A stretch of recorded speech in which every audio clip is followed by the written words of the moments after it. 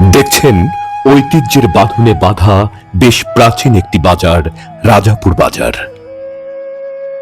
রাজাপুর বাজার নাটোর জেলার বড়াইগ্রাম উপজেলার একটি নামকরা বাজার।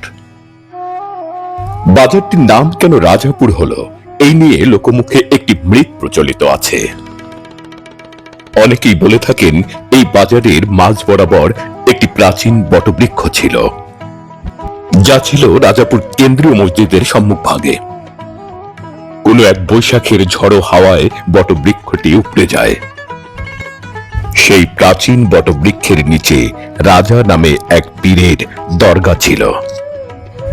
শোনা যায় সেই পীরের দরগায় হিন্দু মুসলমান উভয় ধর্মের মানুষই মনের বাসনা পূরণের জন্য মানত করত। অনেকের মতে সেকালের সেই রাজা পীরের নাম অনুসারেই এই বাজারের নাম হয়েছে রাজাপুর।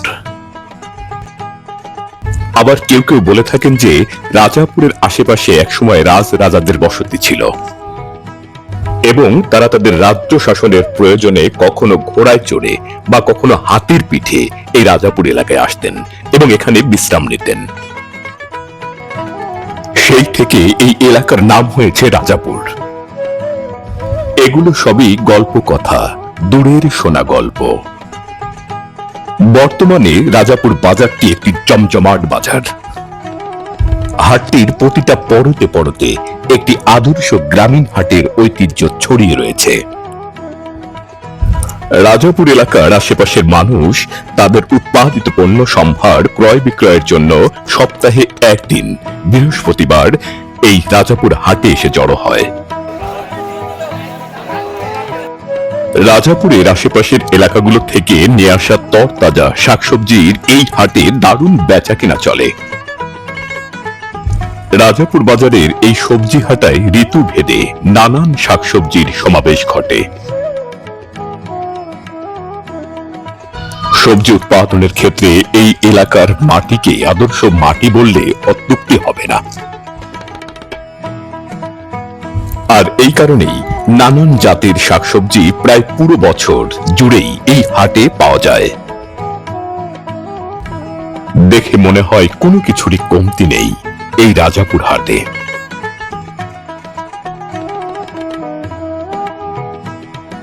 আশেপাশের জেলাগুলো থেকে বিভিন্ন জিনিসের প্রয়োজন মেটাতে ব্যাপারীরা এই হাটে ছুটে আসে। হাটবারে রাজাপুর হাটে প্রচুর ছাগলের আমদানি হয়। ছাগল এখানে বেশি কেনেন পাইকাররা। রাজাপুর হাট থেকে তারা ছাগল ক্রয় করে নিয়ে যায় কাছে ও দূরের নানান হাটে। ব্ল্যাক বেঙ্গল গোত্রের দেশি ছাগল এই হাটে বেশি ওঠে। এছাড়া অন্যান্য প্রজাতির ছাগলও যে এখানে ওঠে না তা কিন্তু নয়, অন্যান্য প্রজাতির ছাগলও এই হাটে দেখতে পাওয়া যায়।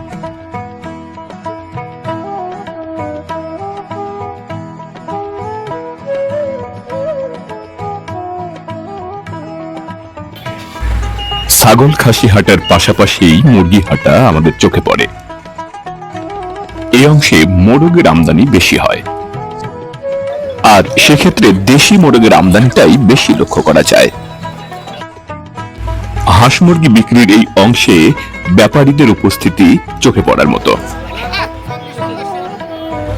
আমরা জানি বাংলাদেশের হাট বাজারগুলোতে দেশি মোরগ মুরগির চাহিদা অত্যন্ত বেশি, আর সেই কারণেই এই হাটে হাঁস মুরগির যে গৃহস্থ রয়েছে তারা হাটে ঠিক নির্দিষ্ট স্থানে পৌঁছানোর আগেই ব্যাপারীরা গৃহস্থের হাত থেকেই তাদের হাঁস মুরগি কিনে নেয়।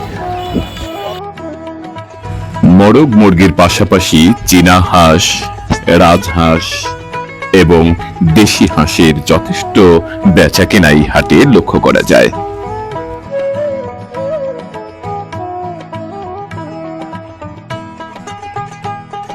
বাংলাদেশে হাট ব্যবস্থা গড়ে ওঠার ক্ষেত্রে নদীর ভূমিকা অত্যন্ত গুরুত্বপূর্ণ, আর সেই দৃষ্টিকোণ থেকে এই রাজাপুর হাটও তার ব্যতিক্রম নয়।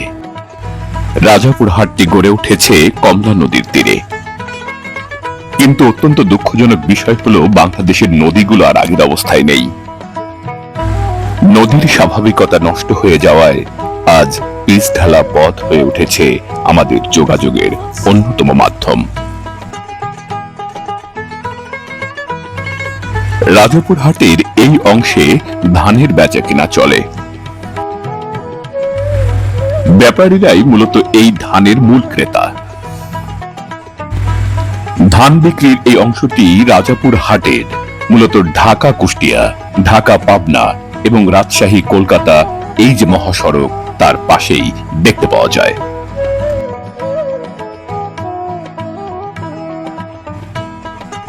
রাজাপুর বাজারের এই অংশে মাছের বেচা কেনা চলে। রাজাপুর এলাকাটি ব্যবসা বান্ধব একটি সমৃদ্ধ এলাকা এবং এখানকার যোগাযোগ ব্যবস্থা অত্যন্ত ভালো। এখানকার মানুষের হাতের অবস্থাও তুলনামূলকভাবে বেশ ভালো। আর এইসব দিকগুলো বিবেচনা করেই রাজাপুরের আশেপাশে বিভিন্ন খাল, বিল, নদী, নালা থেকে প্রচুর মাছের সমাগম কিন্তু এই হাটে বা এই বাজারে দেখা যায়। এছাড়াও অত্র এলাকার সবচেয়ে বড় মাছের আড়তটি কিন্তু এই রাজাপুরেই দেখতে পাওয়া যায়। সবকিছু বিবেচনা করে এখানে মাছের সমাগম বেশ ভালো।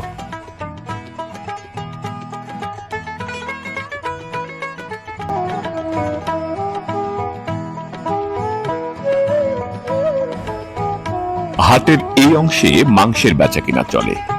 আর মাংস বিক্রির জন্য রাজাপুর হাটের কিন্তু বেশ সুনাম রয়েছে।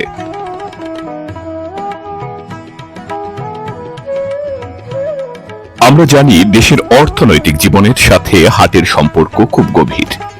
উৎপাদিত পণ্য ব্যাপকভাবে বাজারজাতকরণের মাধ্যমেই দেশের অর্থনৈতিক ভিত মজবুত হয়। হাট কেবল পণ্য বিনিময়ের কেন্দ্র নয়, ভাব বিনিময়েরও একটি অন্যতম কেন্দ্র। হাটের দিন আশেপাশের অনেক গ্রামের নানা বয়সের লোকের সমাগম ঘটে হাটে। এর ফলে তারা পরস্পরের সাথে ভাব বিনিময় করারও যথেষ্ট সুযোগ পায়। রাজাপুর হাটের এই অংশটি অর্থাৎ এই চাষটলটি ঠিক তদ্রূপ একটি গুরুত্বপূর্ণ স্থান।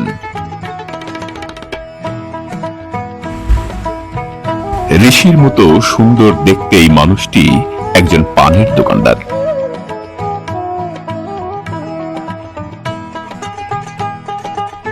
আর পানের সঙ্গে যে চুন প্রয়োজন, এই চুনের যোগানদার হলো এই মানুষটি। একটা লম্বা সময় ধরে কিন্তু এই মানুষটি এই বটবৃক্ষের নিচে চুনের ব্যবসা চালিয়ে যাচ্ছে। পান হলো, চুন হলো, জর্দা হবে না, সুপারি হবে না, পানের মশলা হবে না, তা কি করে হয়? আলাপাতা, জর্দা সহ পান খাওয়ার নানা সামগ্রী রাজাপুর হাটের এই অংশে বিক্রি হয়।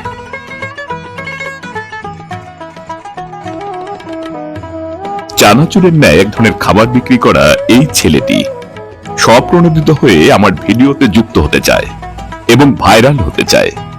সেই সৌভাগ্য কি তার হবে? একটি আদর্শ হাটের কিছু মৌলিক গুরুত্বপূর্ণ দিক রয়েছে, বিশেষ করে ঐতিহ্যের ধারক হিসেবে। সেই দৃষ্টিকোণ থেকে উন্মুক্ত স্থানে টুলে বসে দাড়ি কামানো। বড়াইগ্রাম উপজেলায় রাজাপুর হাটটি বেশ প্রাচীন একটি হাট।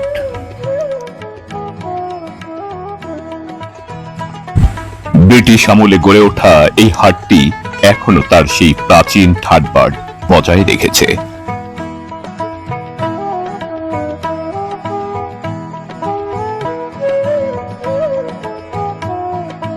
এই ভদ্রলোক একজন ভ্রাম্যমাণ পানের দোকানদার। ইনি ঐতিহ্যের লণ্ঠন ধরে রেখেছে।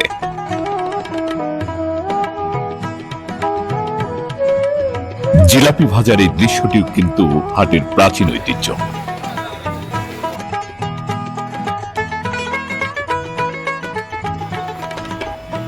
ইনি হচ্ছেন রাজাপুর হাটের কামার ভাই। উন্মুক্ত খোলা আকাশের নিচে এই অস্থায়ী কামারশালা কৃষিকাজে এবং গৃহস্থালির কাজে লোহার তৈরি বিভিন্ন সামগ্রী তৈরি করতে গুরুত্বপূর্ণ ভূমিকা রাখছে।